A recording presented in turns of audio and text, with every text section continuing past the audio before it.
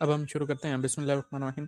अच्छा, आज हमारा जो टॉपिक था मिर्ज़ा ग़ुलाम अहमद कादियानी की तौहीद और उसकी जमात अहमदिया जो उसकी पैरोकार है उसकी तौहीद, कि उनकी तौहीद कैसी है और वो तौहीद क्या कुरान और सुन्नत से लेते हैं, क्योंकि उनका दावा है कि वो कुरान के मुताबिक वो जमात हैं जिसकी पेशन गोई हज़रत नबी करीम सल्लल्लाहु अलैहि वसल्लम ने की। नबी करीम सल्लल्लाहु अलैहि वसल्लम ने तौहीद के बारे में क्या फरमाया और मिर्ज़ा कादियानी की जमात तौहीद का अकीदा क्या लेकर बैठी है, हम आज उसके ऊपर डिस्कस करेंगे।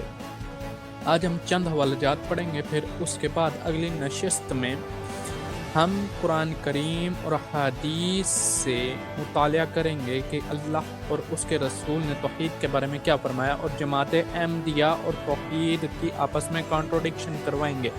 देखेंगे जमात अहमदिया तौहीद के ऊपर क्या कह रही है और अल्लाह ताला क्या फरमा रहा है।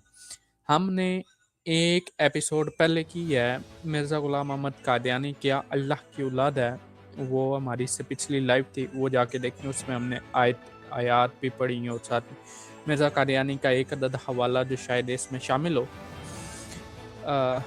हमने वो पढ़ा है, वो कुरान के बिल्कुल मुखालिफ है। अब हम देखेंगे क्या उम्मत मुसलमा में ये तमाम तर अकीदे पाए जाते थे 1300 साल पहले।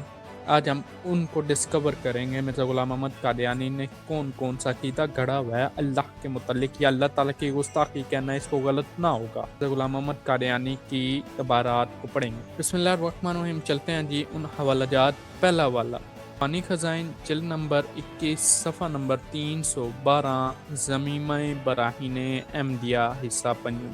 अच्छा, अब ये इसमें अल्लाह ताला की गुस्ताखी इसमें की गई है मिर्ज़ा ग़ुलाम अहमद कादियानी की जानिब से। लिखता है, क्या कोई अक्लमंद इस बात को कबूल कर सकता है कि इस ज़माने में खुदा सुनता तो है मगर बोलता नहीं।